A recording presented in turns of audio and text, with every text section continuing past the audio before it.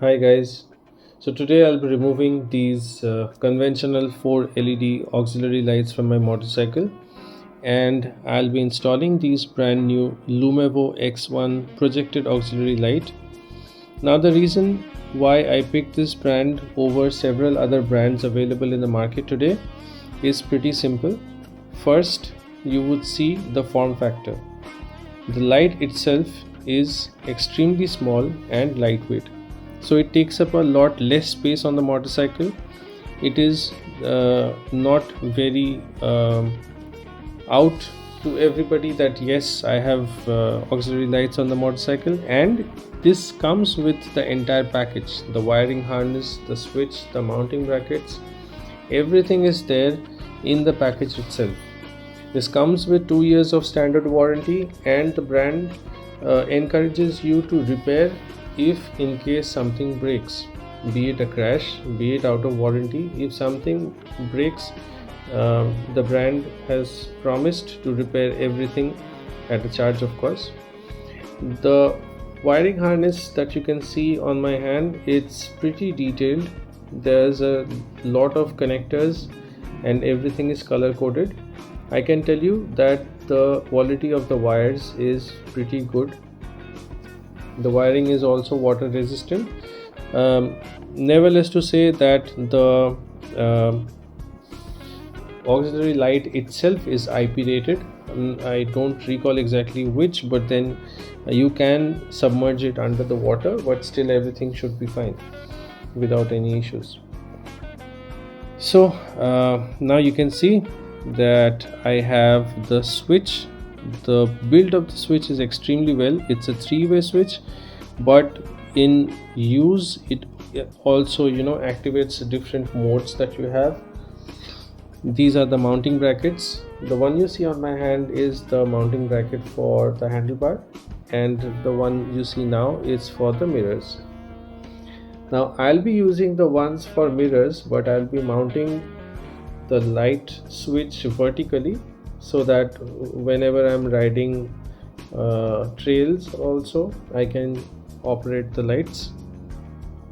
This is the base of the auxiliary light, and it's just enough to carry the weight of the light without breaking, yet it remains flexible, so in case you crash it won't break away. The light itself is very lightweight, as I said. You can see that it's very minimal, both in looks, and the build quality is excellent. These are the waterproof connectors that you see on my hand. These have markings on it, so when you install it with the rest of the wiring, when you connect it with the rest of the connectors, you cannot go wrong about it. This is the adapter. The adapter connects directly to the auxiliary light, and the other end it connects to the wiring. It's a waterproof connector, so you can see me just tightening it, and there was that red washer inside. This I am connecting the adapter to the main wiring. Again, it's a waterproof connector, so I'm tightening it. Now what I'm doing is I'm just trying to connect the main wiring with the ignition switch. That way the light will be turned on only once the bike is turned on. You can see that I have used heat shrink tubes, and this is what I recommend. All the connectors you see in the wiring are color coded so that you don't mess up or nobody else does. There's absolutely no way of going wrong over here. You just need to connect it to the right color and then tighten it using pliers, and on top of that I prefer to use shrink tubes, heat shrink tubes, so that it's completely secure.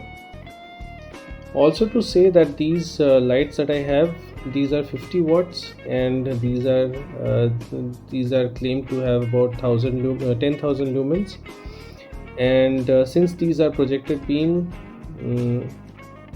the light is not wasted. All the light that comes out of each of the unit, it goes and falls exactly where you want it to be.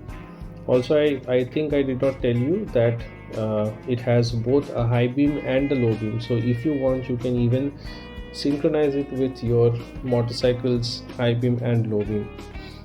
You can use a mixed beam as well, where the low beam and high beam stays turned on together.